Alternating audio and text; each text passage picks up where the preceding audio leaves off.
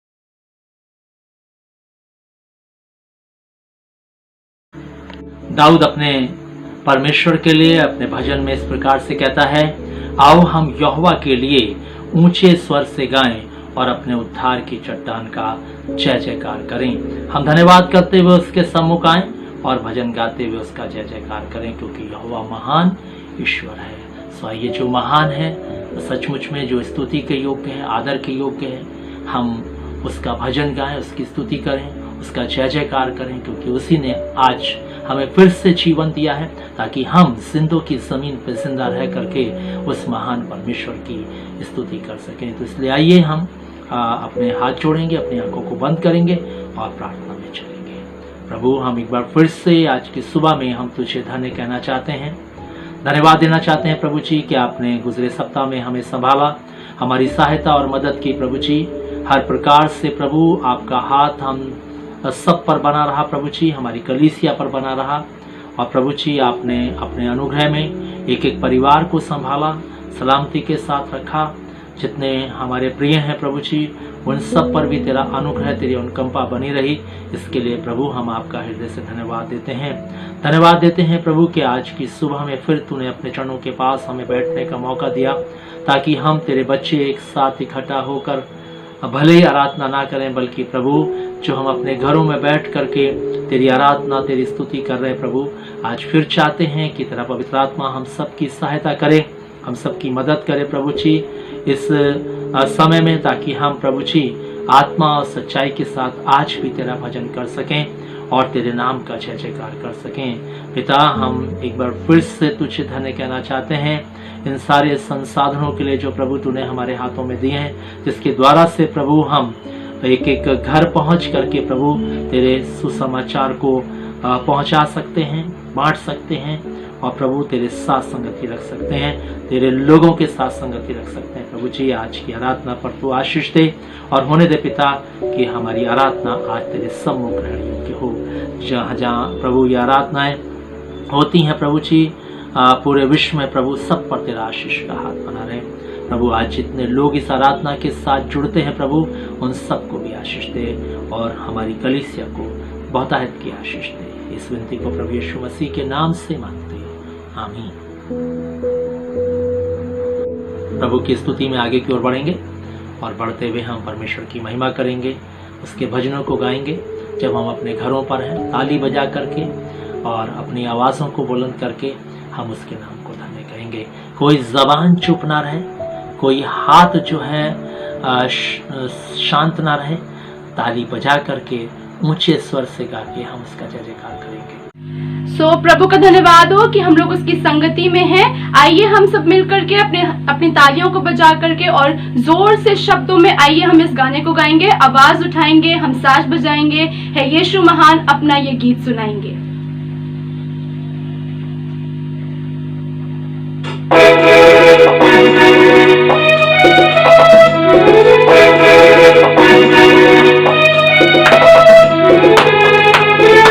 बजा करके हम प्रभु की स्तुति करेंगे।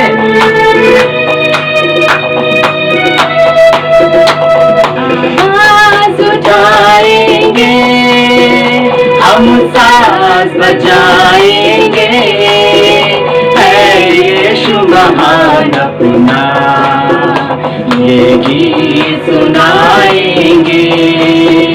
आवाज उठाएंगे, हम साज बजाएंगे, है यीशु महान, अपना ये गीत सुनाएंगे। आवाज उठाएंगे। कोई मुंह बंद ना रहे और कोई हाथ शांत ना रहे, हम ताली बजा करके मुझे स्वर से प्रभु की महिमा करेंगे। संसार की सुंदरता में ये रूप जो तेरा ही, इन चांद सितारों में है अक्ष जो तेरा ही। संसार की सुंदरता में ये रूप जो तेरा ही, इन चांद सितारों में है अक्स जो तेरा ही।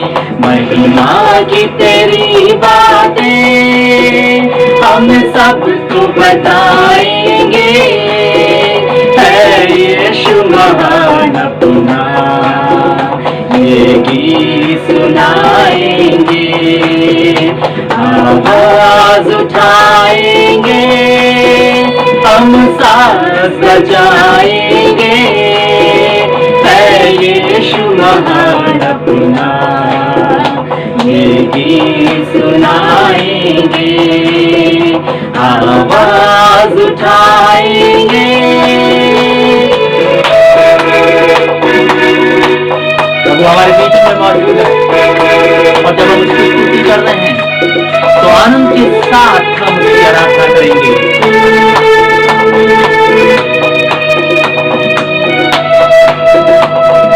तेरा खजाना है एक पाक मोहब्बत का, पा न सका कोई, सागर है तू उल्फत का। ओ दिल तेरा खजाना है एक पाक मोहब्बत का, पा न सका कोई, सागर है तू उल्फत का। तेरी मोहब्बत से दिल अपना सजाएंगे, है यीशु महान अपना ये गीत सुनाएंगे।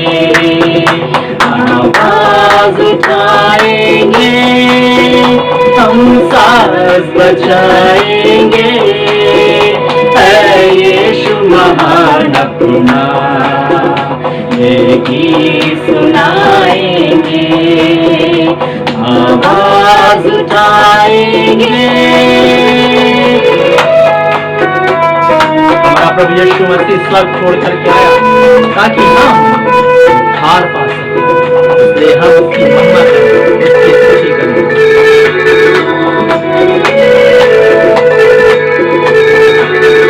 ना देख सका हमको तू पाप के सागर में, और बन के मनुष्य आया आकाश से सागर में।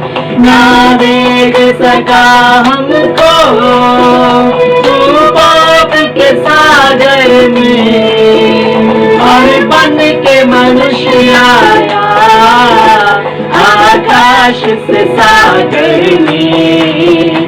मुक्ति का तू दाता है, हम सबको बताएंगे, है यीशु महान अपना ये गीत सुनाएंगे।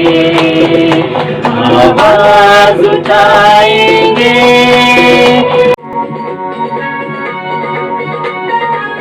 तालियां प्रभु के लिए जोर से बजाएंगे और अपने स्थानों में जब हम बैठे हुए हैं प्रभु की महिमा करने के लिए, तो हमारी ज़बान यीशु के लिए जोर से गाएंगे। जीवन में यीशु तेरा नाम जलाल पाता रहे, मेरे जीवन में यीशु तेरा नाम जलाल पाता रहे। मेरा उठना बैठना और मेरा उठना बैठना और चलना तुझे पाता रहे।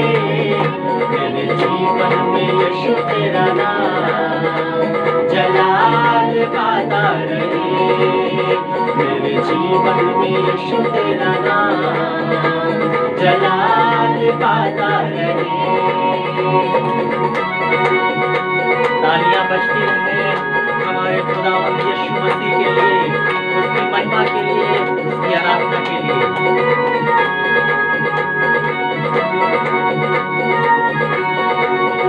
बेमिसाल है तू, मैं मिसाल बनूं, तू कामिल है मैं भी कमाल बनूं।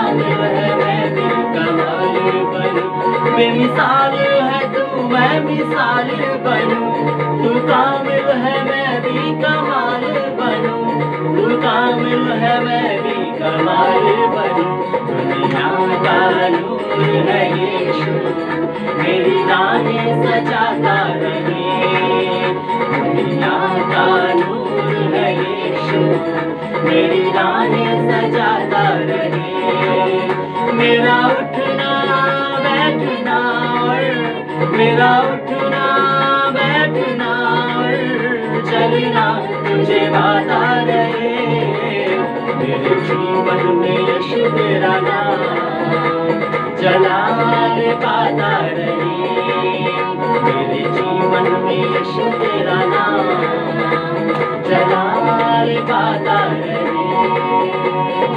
हमारी सोचों में हमारे ख्यालों में केवल खुदावंद यीशु मसीह और केवल खुदावंद यीशु मसीह रहे, क्योंकि उसका आना बहुत निकट है। इसलिए आइए उसको अपने ख्यालों में अपनी सोचों में बसा लीजिए।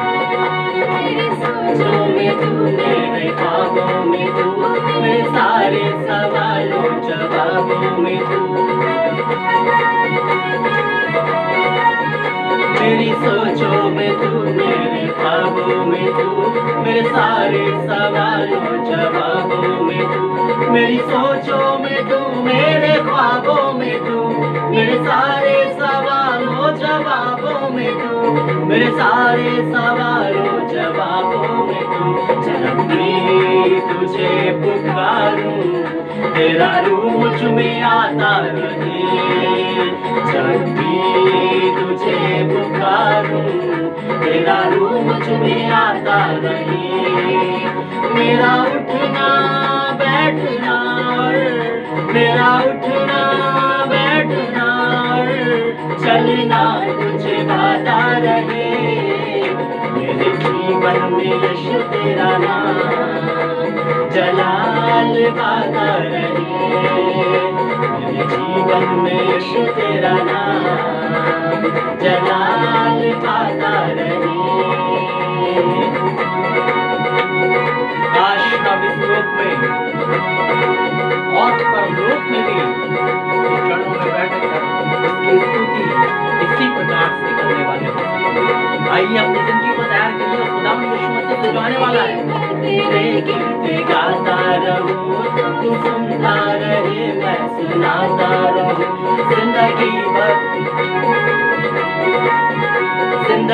भर तेरे गीत गाता रहूं, तू सुनता रहे मैं सुनाता रहूं, जिंदगी भर तेरे गीत गाता रहूं, तू सुनता रहे मैं सुनाता रहूं, तू सुनता रहे मैं सुनाता रहूं, जब गीत तेरे गाऊं तेरा रूह मुझ में आता रहे, जब गीत तेरे गाऊं तेरा रूह मुझ में आता रहे, मेरा उठना बैठना और मेरा उठना बैठना और चलना तुझे भाता रहे, मेरे जीवन में यीशु तेरा नाम जलाल पाता रहे, मेरे जीवन में यीशु तेरा नाम जलाल पाता रहे,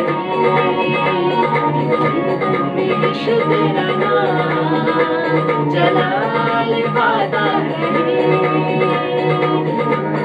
पाता रहे, जलाल पाता रहे। हालेलुया, प्रभु की स्तुति हो। आइए जोर से तालियां बजाएंगे। शास्त्र बाइबल को खोलेंगे और उत्तरवादी पाठ के रूप में हम पढ़ेंगे भजन संहिता 118 और उसके 1 से लेकर के 14 पद तक। और यहाँ पर इस प्रकार से लिखता है परमेश्वर का वचन। हम सब अपनी बाइबलों को खोलेंगे अपने अपने स्थानों पर जब हम इकट्ठा हैं और निकालेंगे 118 भजन और उसके 1 से 14 पद तक। यहोवा का धन्यवाद करो क्योंकि वह भला है और उसकी करुणा सदा की है। इज़राइल कहे उसकी करुणा सदा की है। हारून का घराना कहे उसकी करुणा सदा की है। यहोवा के डरवैये कहें, उसकी करुणा सदा की है। मैंने सकेती में परमेश्वर को पुकारा और परमेश्वर ने मेरी सुनकर मुझे चौड़े स्थान में पहुंचाया। यहोवा मेरी ओर है, मैं न डरूंगा। मनुष्य मेरा क्या कर सकता है? यहोवा मेरी ओर मेरे सहायकों में है और मैं अपने बैरियों पर दृष्टि कर संतुष्ट होऊंगा। यहोवा की शरण लेनी मनुष्य पर भरोसा रखने से उत्तम है। यहोवा की शरण लेनी प्रधानों पर भरोसा रखने से उत्तम है। सब जातियों ने मुझको घेर लिया, परंतु यहोवा के नाम से मैं निश्चय उन्हें नष्ट कर डालूंगा। उन्होंने मुझको घेर लिया है, निसंदेह घेर लिया है। उन्होंने मुझको घेर लिया है, निसंदेह घेर लिया है, परंतु यहोवा के नाम से मैं निश्चय उन्हें नष्ट कर डालूंगा। उन्होंने मुझे मधुमक्खियों के समान घेर लिया है, परंतु कांटों की आग के समान वे बुझ गए। यहोवा के नाम से मैं निश्चय उन्हें नष्ट कर डालूंगा। तूने जो मुझे बड़ा धक्का दिया तो था कि मैं गिर पड़ूं, परंतु यहोवा ने मेरी सहायता की है। यहोवा मेरा भल और भजन का विषय है, वह मेरा उद्धार ठहरा है। और दाऊद अपने भजन में इस प्रकार से कहता है कि परमेश्वर मेरा बल और मेरा भजन का विषय है, वह मेरा उद्धार ठहरा है। इसलिए आइए, जब परमेश्वर हमारे भजन का विषय है, परमेश्वर हमारा बल है और परमेश्वर हमारा उद्धार ठहरा है, तो आइए हम भी परमेश्वर के नाम को धन्य करें। इसलिए हम अपने हाथ जोड़ेंगे, अपनी आंखों को बंद करेंगे और हम परमेश्वर को धन्य कहेंगे गुजरे सप्ताह के लिए जिसमें उसने हमें संभाला है, हमारी मदद की। हम दुआ में चलेंगे।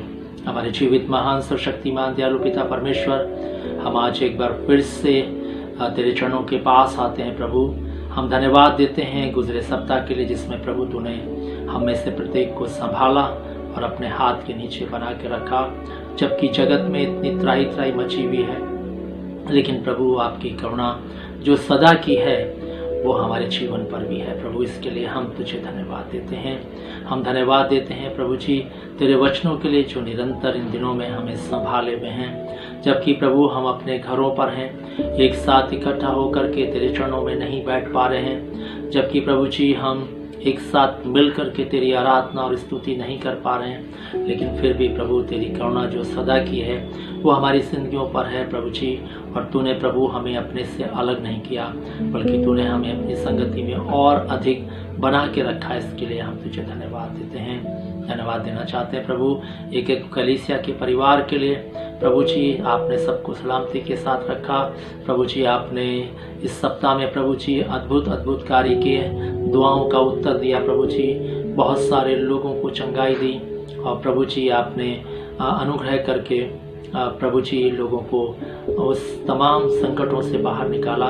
इसके लिए हम धन्य कहते हैं। हम प्रभु जी इस महामारी के लिए भी जो फैली है प्रभु, हम तुझसे निवेदन करते हैं पिता, सारा विश्व इससे जूझ रहा है प्रभु जी। हम सारे विश्व के लिए प्रार्थना करना चाहते हैं। जहाँ भी प्रभु जी इसका प्रकोप अभी रह गया है, हम चाहते हैं इस प्रकोप को वहाँ से भी प्रभु आप खत्म करें प्रभु जी। इस महामारी की, इस बीमारी को प्रभु अपनी सामर्थ्य से हटा दें, क्योंकि प्रभु कोई नहीं हटा सकता, केवल यीशु मसीह आपके अलावा। केवल आप ही एकमात्र इस जगत के रचयिता हैं प्रभु जी।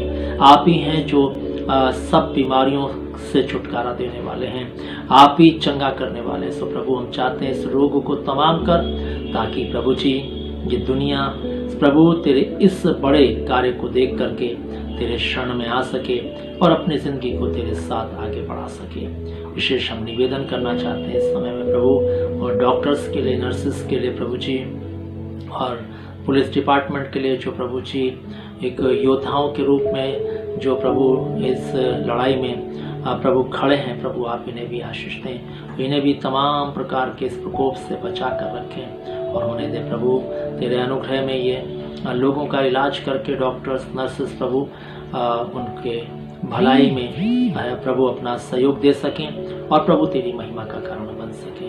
एक बार फिर से प्रभु जितने लोग प्रभु इस कोरोना की लड़ाई में प्रभु आ गया हैं, जिन्होंने दान दिया है, जिन्होंने प्रभु जी भूखों को खाना खिलाया, अलग अलग प्रकार से कार्य किए, सबको प्रभु तू आशीष दे।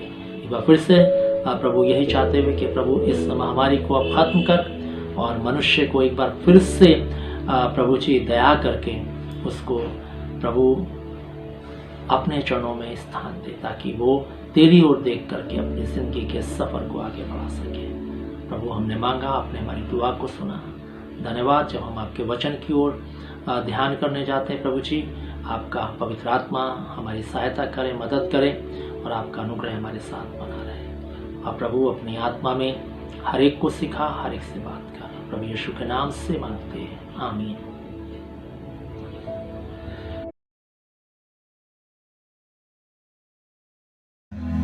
आइए प्रभु की आराधना करें, प्रभु की स्तुति करें, अपने मनों को तैयार करें।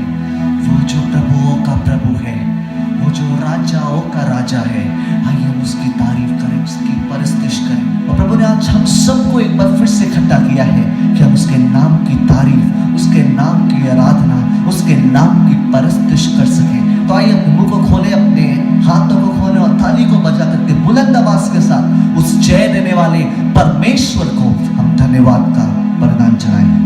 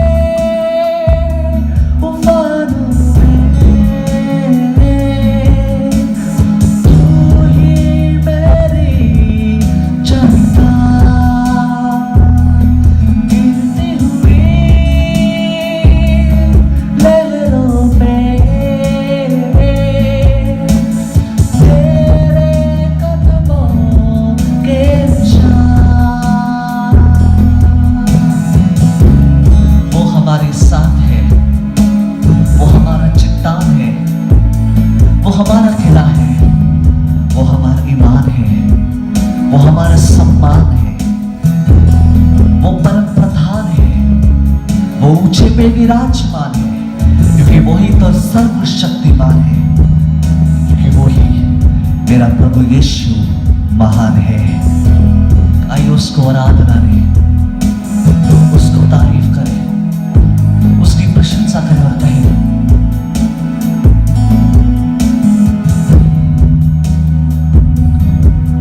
तुम सा कोई नहीं, तुम सा कहीं नहीं, अब है पूरा यकीन, तुम सा कहीं नहीं, तुम सा कोई नहीं, तुम सा कहीं नहीं, अब है पूरा यकीन, तुम सा कहीं नहीं। यीशु मसीह हो महिमा तेरी गाए आसमान, गाए ज़मीन, तुम सा कोई नहीं, तुम सा कोई नहीं, अब है पूरा यकीन,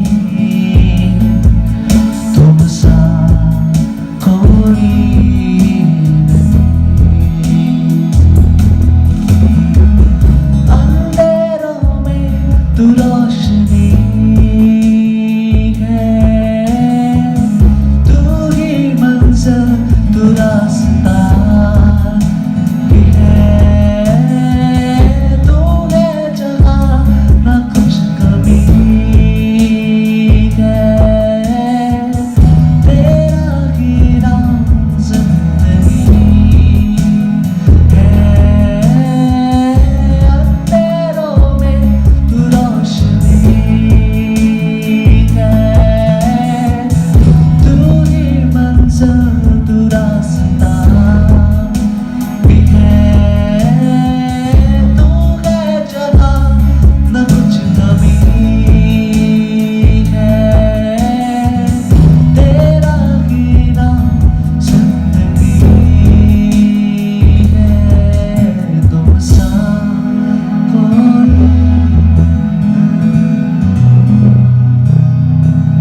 तुम सा कोई नहीं,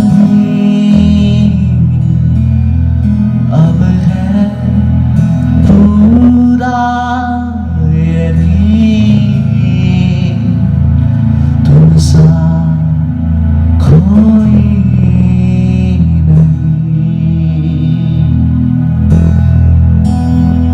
तुम सा कोई नहीं, ना कभी कोई था प्रभु, ना कभी कोई है और ना कभी कोई हो सकता है। प्रभु सारा आदर महिमा आपको देते हैं, सारी आराधना आपको देते हैं, प्रभु यीशु के नाम से मांगते हैं, आमीन आमीन। प्रभु आप सबको आशीष दें। कि एक बार फिर से प्रभु हमें अपने चरणों में लाया है ताकि हम उसके वचनों पर ध्यान कर सकें।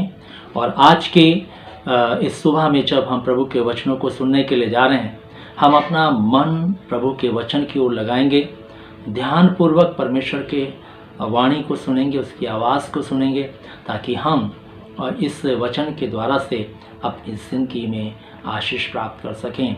प्रिय भाई बहनों, हम पिछले 2-3 रविवार से नए जन्म के बारे में बातचीत कर रहे हैं और हमने इस बात को देखा था कि यदि हमारी धार्मिकता शास्त्रियों और फरीसियों से बढ़कर ना हो तो हम स्वर्ग के राज्य में प्रवेश नहीं कर सकते।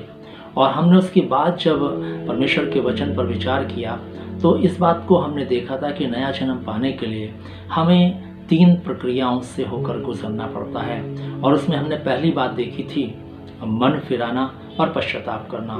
दूसरी बात हमने देखी पिछले रविवार जो है विश्वास करना, और जिस विश्वास की मांग प्रभु करता उस तरीके से हमें विश्वास करना। जिस तरीके से मन फिराने की बात परमेश्वर का वचन करता है उस तरीके से मन फिराना।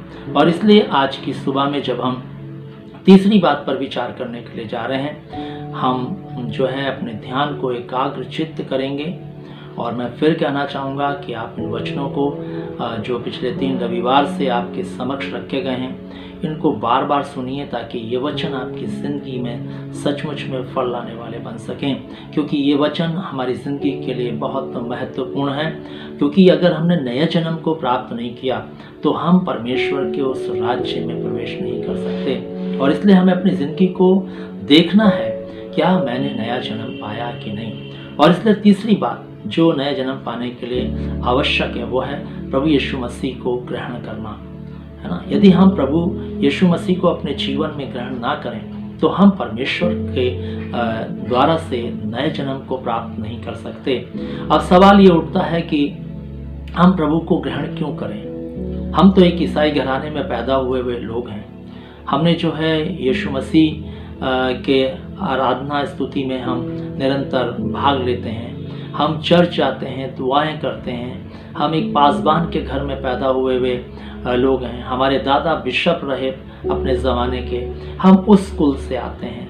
हमें नए जन्म पाने की क्या आवश्यकता है, या हमें प्रभु को ग्रहण करने की क्या आवश्यकता है। हाँ प्रिय बहनों, ये सवाल का उठना लाजमी है, ज़रूरी है। लेकिन मैं आपका ध्यान इस बात की ओर केंद्रित करना चाहता हूँ कि जो भी मनुष्य इस पृथ्वी पर, बाइबल कहती है कि सब ने पाप किया और सब परमेश्वर की महिमा से रहित हैं। इसलिए मित्रों, हम पाप से उत्पन्न हुए लोग हैं। हमने पाप किया है, हमने पाप में अपने जीवन को उत्पन्न किया है। और इसलिए जब हम पाप से पैदा हुए हैं, हमें प्रभु यीशु मसीह के द्वारा से नया जन्म प्राप्त करना अनिवार्य है। बाइबल हमें कहती है कि अगर हम बाइबल को फॉलो नहीं करेंगे तो हम जिंदगी के उस शाश्वत जीवन को नहीं प्राप्त कर पाएंगे। ये बाइबल हमारे हाथों में, हमारे घरों में इसीलिए दी गई है ताकि हम इसको पढ़ करके उस शाश्वत जीवन को प्राप्त कर सकें जिसके लिए प्रभु यीशु मसीह ने हमें बुलाया है। और हम जो है अपने जीवन को यूं ही बाइबल से अलग हट करके जीने का प्रयास कर रहे हैं। और इसलिए जब सबने पाप किया, सब परमेश्वर की महिमा से रहित हैं, जब हम पाप से जन्मे हुए लोग हैं, इसलिए हमें जो है नए जन्म की आवश्यकता है। और नया जन्म पाने के लिए हमें प्रभु को ग्रहण करना अनिवार्य है। और इसलिए यूहन्ना रचित सुसमाचार उसका पहला अध्याय और उसके 12 पद में लिखा है, जितनों ने उसे ग्रहण किया उसने उन्हें संतान होने का अधिकार दिया।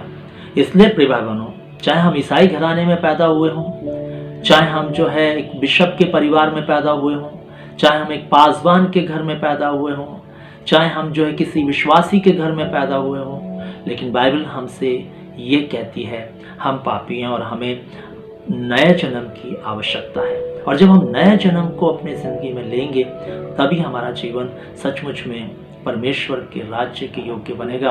इसलिए प्रभु यीशु मसीह को ग्रहण करना हमारे जीवन के लिए ज़रूरी है। हम चाहे किसी भी डिनोमिनेशन के क्यों ना हो, हम चाहे किसी भी डिनोमिनेशन के मानने वाले क्यों ना हो, लेकिन हम सबका डिनोमिनेशन एक ही है, वो है बाइबल। और बाइबल के डिनोमिनेशन को फॉलो करना ये हर एक मसीह व्यक्ति का कर्तव्य है। और बाइबल को ही मानना हमारे जीवन के लिए ज़रूरी है। इसलिए बाइबल कहती है नया जन्म पाना ज़रूरी है। इसलिए बाइबल कहती है कि हमें मन फिराना ज़रूरी है। इसलिए बाइबल कहती है हमें विश्वास करना ज़रूरी है, जो विश्वास परमेश्वर मांगता है। हमें बाइबल ही कहती है कि हमें प्रभु को ग्रहण करना ज़रूरी है। और इसलिए जब हम प्रभु को ग्रहण करेंगे तभी हम जो है उस अधिकार को प्राप्त करेंगे जो ग्रहण करने पर हम यूहन्ना रचित सुसमाचार के पहले अध्याय के 12 पद में देखते हैं। कि उसने परमेश्वर की संतान होने का अधिकार दिया। इसलिए प्रिय भाई बहनों, अधिकार मिल जाने से ये नहीं कि हम संपूर्ण उसके पुत्र हो गए। अधिकार जब किसी चीज का हमें मिलता है तो याद रखिए प्रिय भाई बहनों कि हमें उस अधिकार को प्राप्त करके उस अधिकार को ले लेने के बाद हमें उस पर ठीक से काम करने की आवश्यकता है। और जब हम ठीक से काम करेंगे तब उसका प्रतिफल हमारे जीवन में परमेश्वर की ओर से आएगा कि हम उसकी संपूर्ण संतान होने पाएंगे। मैं बाइबल में एक व्यक्ति को जानता हूं जिसका नाम एसाव है, जिसको पहलौठे का अधिकार परमेश्वर की ओर से मिला था, लेकिन उसने उस अधिकार का प्रयोग अपने जीवन में ठीक से नहीं किया।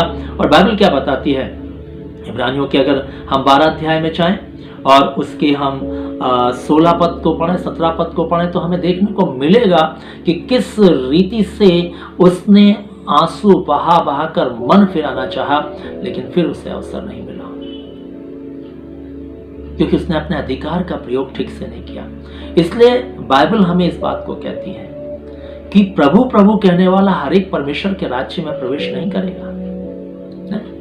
अगर हम प्रभु प्रभु यीशु मसीह कह रहे हैं, उसकी आराधना कर रहे हैं, उसकी स्तुति कर रहे हैं, इसका मतलब ये नहीं कि हम परमेश्वर के राज्य में जाएंगे। बाइबल कहती है परमेश्वर के राज्य में तो वही जाएगा जो उसकी मर्जी के अनुसार अपनी जिंदगी को जी रहा है, जो उसकी इच्छा के अनुसार अपने जीवन को बिता रहा है। और इसलिए उसकी इच्छा ये है कि हम नए जन्म को प्राप्त करें। उसकी इच्छा ये है कि हम जो है प्रभु यीशु मसीह को ग्रहण करें अपने जीवन में। और ग्रहण करने से मतलब ये नहीं है कि हम अपने होठों से कह दें कि हाँ प्रभु मैं तुझे अपना जीवन का उद्धार करता करके ग्रहण करता हूँ, बल्कि ग्रहण करने के बारे में जो बाइबल कहती है हमें उसको अपनी जिंदगी में समझना होगा। किस रीति से हमें प्रभु को अपने जीवन में ग्रहण करना है और ग्रहण करना क्या है, बाइबल हमें बताती है। क्योंकि यदि ग्रहण नहीं करेंगे तो रोमियो का पत्र 10 और उसके 9 में लिखा है कि यदि तू अपने मुंह से यीशु को प्रभु जानकर अंगीकार करे और मन से विश्वास करे और कि परमेश्वर ने उसे मरों में से जिलाया तो तू निश्चय उद्धार पाएगा। क्योंकि धार्मिकता के लिए मन से विश्वास किया जाता है और उद्धार के लिए मुंह से अंगीकार किया जाता है। क्योंकि ग्रहण करने से ही हम जो है उद्धार के वारिस होंगे। जब हम अपने जीवन में प्रभु यीशु मसीह को अपने मुंह से ग्रहण करेंगे, और ग्रहण करने का मतलब जो है जो बाइबल हमें सिखाती है, हमें उस तरीके से ग्रहण करने की आवश्यकता नहीं है। हमने होठों से कह लिया प्रभु मैं तुझे जीवन का उद्धार करता करके ग्रहण करता हूं, अब से तू मेरा स्वामी है, और जीवन हमारा जो है प्रभु यीशु मसीह के पद चिन्हों पर चलने वाला ना हो, जीवन हमारा प्रभु यीशु मसीह के अनुसार चलने वाला ना हो, तो हम कैसे हमने प्रभु को ग्रहण किया।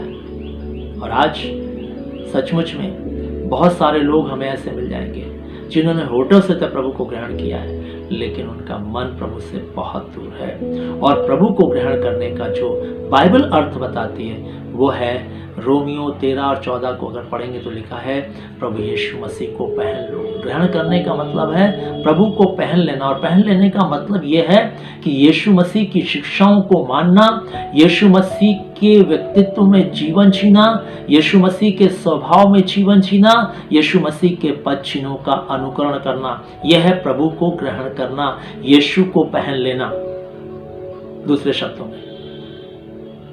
और आइए हम देखें क्या हमने प्रभु को सचमुच में इस तरीके से ग्रहण किया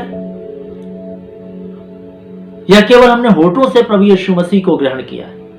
क्योंकि यीशु मसीह को ग्रहण करने की बात जब बाइबल कर रही है तो वो कह रही है कि हमें इस तरीके से ग्रहण करना है कि हमें उसकी शिक्षाओं में अपनी जिंदगी को जीना है, उसकी शिक्षा का पालन करते हुए अपने जीवन को बिताना है, हमें उसके व्यक्तित्व में ढलना है, हमें उसके स्वभाव को अपनी जिंदगी में ला करके जिंदगी को जीने की आवश्यकता है।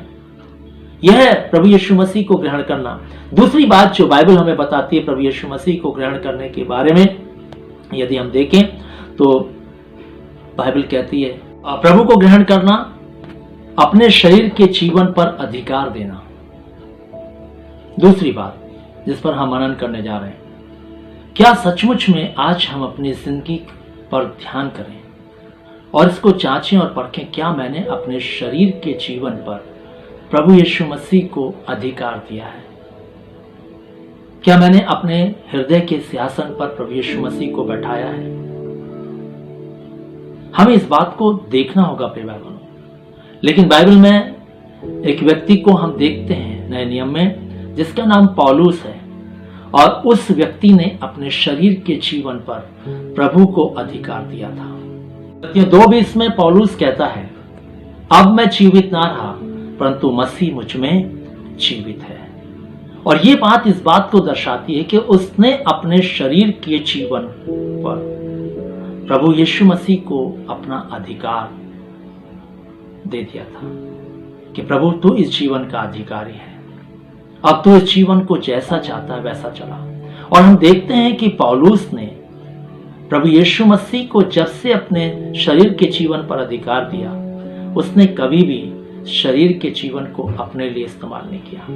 बाइबल इस बात की गवाह है। फिलिपियों 3 उसके जब हम 7 पद को पढ़ते हैं, वो खुद अपनी गवाही देते हुए इस बात को कहता है कि जो जो बातें मेरे लाभ की थी उन्हीं को मैंने मसीह यीशु के कारण क्या समझ लिया, हानि समझ लिया है। क्योंकि उसने अपने शरीर पर जो है प्रभु को अधिकारी बनाया था, उसको अपना अधिकार दे दिया था अपने शरीर के जीवन पर। प्रिय भाई बहनों, क्या सचमुच में हमने प्रभु यीशु मसीह को कुछ इस प्रकार से ग्रहण किया है कि हमने भी अपने शरीर के जीवन पर यीशु को अधिकार दे दिया है कि प्रभु तू इस शरीर के जीवन का अधिकारी, अब मैं जीवित ना रहा बल्कि तू मुझ में जीवित है। और तीसरी बात जो हम प्रभु को ग्रहण करने के अर्थ में देखते हैं वो है संसार की सदृशता में ना होना। दूसरे शब्दों में संसार की सदृशता में जीवन को ना जीना। आइए हम देखें, क्या हम सचमुच में संसार की सदृशता में तो जीवन को नहीं जी रहे हैं? क्योंकि बाइबल हमें इस बात को बताती है, प्रभु यीशु मसीह ने जब इस संसार में थे कहा कि तुम इस संसार के नहीं, क्योंकि मैंने तुम्हें इस संसार से चुन लिया है। यीशु मसीह ने कहा संसार से मित्रता करना परमेश्वर से बैर करना है। बाइबल कहती है 1 यूहन्ना 2:15 में कि ना तो तुम संसार से और ना संसार की वस्तुओं से प्रेम रखो, क्योंकि जो संसार से और संसार की वस्तुओं से प्रेम रखता है उसमें पिता का प्रेम नहीं। आइए हमारी जिंदगी देखें, क्या प्रभु यीशु मसीह को ग्रहण करने के बाद संसार की सदृशता में जीवन जी रही है? संसार की सदृशता में हमारा जीवन चल रहा है? हमें देखने की आवश्यकता है प्रिय भाई बहनों अपने जीवन को कि मैंने प्रभु यीशु मसीह को क्या सचमुच में ग्रहण करके अपने शरीर पर उसको अधिकारी बनाया है या नहीं। और अगर नहीं तो आपका नया जन्म नहीं हुआ प्रिय भाई बहनों, आपने प्रभु को ठीक से ग्रहण नहीं किया प्रिय भाई बहनों। चौथी बात, पुराने मनुष्यत्व को उतारना और नए मनुष्यत्व को पहनना, या दूसरे शब्दों में हम कहें धारण करना। क्या सचमुच में हमने प्रभु यीशु मसीह को ग्रहण करते समय पुराने मनुष्यत्व को उतारा, नए मनुष्यत्व को पहना या नहीं? ये बात हमें अपने जीवन में आज देखनी होगी, क्योंकि यदि हमने पुराने मनुष्यत्व को नहीं उतारा और उस पर नया मनुष्यत्व पहन लिया तो मैं आपको इस बात को बताना चाहता हूं कि हमारा जो पुराना आदम का स्वभाव है वो खत्म नहीं होगा। इसलिए हमें पुराने मनुष्यत्व को उतारना पड़ेगा और नए मनुष्यत्व को पहनना पड़ेगा, क्योंकि पुराना जब तक खत्म नहीं होगा तब तक नया का जो जीवन है वो शुरू नहीं होगा। और इसलिए परमेश्वर का वचन हमें इस बात को बताना चाहता है। इफिसियों और उसके 4 अध्याय के अगर हम 22 पद से पढ़ें तो यहाँ पर ऐसा लिखा है कि तुम पिछले 4 चरण के पुराने मनुष्यत्व को जो भरमाने वाली अभिलाषाओं के अनुसार भ्रष्ट होता जाता है उतार डालो और अपने मन के आत्मिक स्वभाव में नए बनते जाओ और नए मनुष्यत्व को पहन लो जो परमेश्वर के अनुरूप सत्य की धार्मिकता और पवित्रता से सृजा गया है। मित्रों, प्रभु कहता है कि पुराने मनुष्यत्व को जो भ्रष्ट हो गया है, जो गंदा हो गया है, उसको उतार डालो और नए मनुष्यत्व को पहन लो ताकि तुम नए बनते जाओ, तुम्हारे अंदर सब कुछ नया हो जाए। जैसे पौलुस कुरिन्थियों के पत्र में कहता है 2 कुरिन्थियों 5:17 में कि देखो पुरानी बातें बीत गई, सब कुछ नया हो गया। एक नई सृष्टि, एक नई क्रिएशन प्रभु चाहता है इस प्रक्रिया के द्वारा से जो नए जन्म की है, क्योंकि नया जन्म ही है जो हमें नई सृष्टि बनाता है। और इसलिए प्रिय भाई बहनों, जो प्रभु यीशु मसीह को ग्रहण करने की बात आज हम सीख रहे हैं, जो हम तीसरी बात पर विचार कर रहे हैं, उसमें ये 4 बातें हैं कि जब तक हम इन 4 तरीके से प्रभु यीशु मसीह को अपने जीवन में ग्रहण नहीं करेंगे, हम जो है प्रभु यीशु मसीह को अपने जीवन में ठीक से ग्रहण करने वाले नहीं होंगे। होठों से ग्रहण करने वाले होंगे, उससे हमें बहुत लाभ नहीं होगा, क्योंकि होठों से आदर करने से बात नहीं बनेगी। प्रभु मन से चाहता है सब कुछ। और इसलिए पुराना मनुष्यत्व जब अगर हमारी जिंदगी में बना रहेगा, तो कैसे हम नए मनुष्यत्व को लोगों के सामने प्रकट कर पाएंगे? क्योंकि जब पुराना मनुष्यत्व में नया मनुष्यत्व मिलेगा, तो वो भी गंदा हो जाएगा, वो भी खराब हो जाएगा। और इसलिए प्रभु यीशु मसीह को ग्रहण करने के लिए हमें नए मनुष्यत्व की आवश्यकता है। नए मनुष्यत्व को हमें अपनाना है, नए मनुष्यत्व को हमें पहनना है। और इसलिए बाइबल बताती है, यदि हम जक्कई के जीवन के बारे में देखें, तो वहां पर हम देखते हैं कि किस रीति से जक्कई ने प्रभु को अपने जीवन में ग्रहण किया और उसने पुरानी सब बातों को अपनी जिंदगी से हटा दिया, मिटा दिया और नए मनुष्यत्व को उसने धारण किया।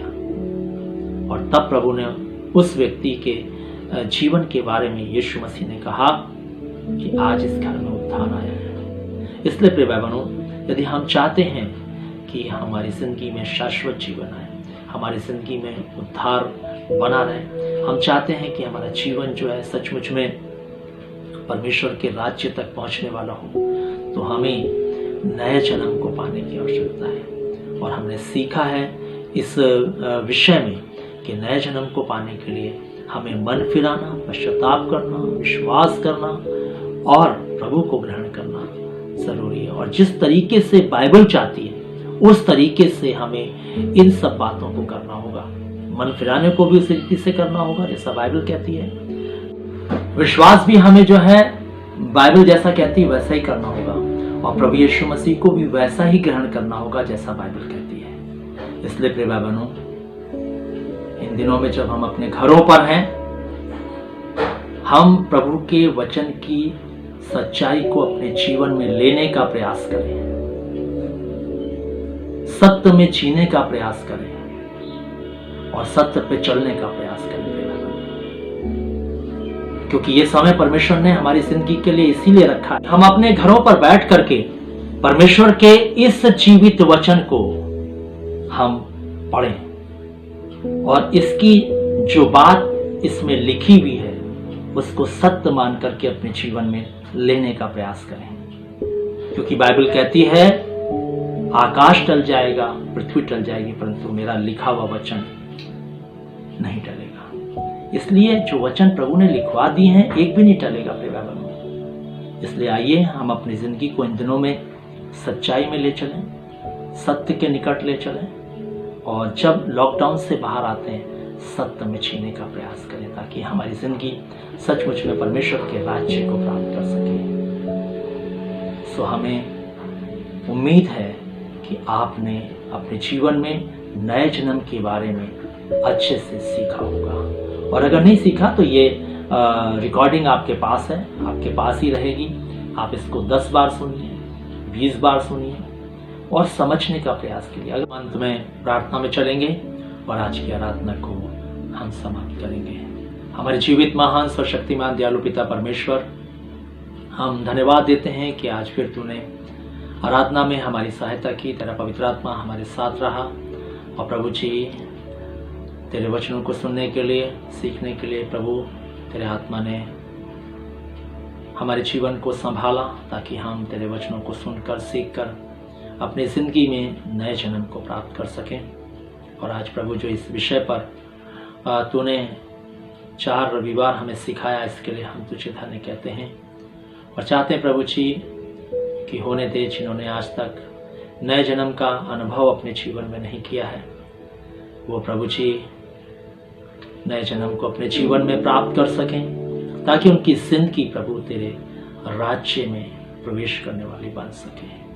प्रभु, हम निवेदन करना चाहेंगे हर एक जन के लिए जिन्होंने इस वचन को सुना है, हर एक को तू आशीष दे, हर एक पर तू अपना अनुग्रह बना के रख और भी बातचीत कर प्रभु जी, और ये विषय पर और भी अपने आत्मा के द्वारा से सिखा, ताकि लोग इस वचन को अपनी जिंदगी में सीख करके अपनी जिंदगी को प्रभु तेरे राज्य तक पहुंचाने वाले बन सके। प्रभु जी, पूरे सप्ताह संभालना और अपनी करुणा हर एक पर बना के रखना। पूरे सप्ताह के लिए हर एक को तेरे हाथों में देते हुए और ये चाहते हुए प्रभु कि तेरा अनुग्रह जैसे अब तक रहा है हर एक पर इसी रीति से बना रहे। इस विनती को प्रभु यीशु मसीह के नाम से मांगते हैं, आमीन। अब हमारे परमेश्वर पिता का प्रेम, प्रभु यीशु मसीह का अनुग्रह और पवित्र आत्मा की सहभागिता हम सब विश्वास करने वालों के साथ, जहाँ के समस्त विश्वासियों के साथ, इस झुंड के साथ, इस कलीसिया के साथ, जब तक प्रभु यीशु मसीह दोबारा नहीं आते, ये आशीषें युगानुयुग एक सी बनी रहें, आमीन। सबको जय मसीह की।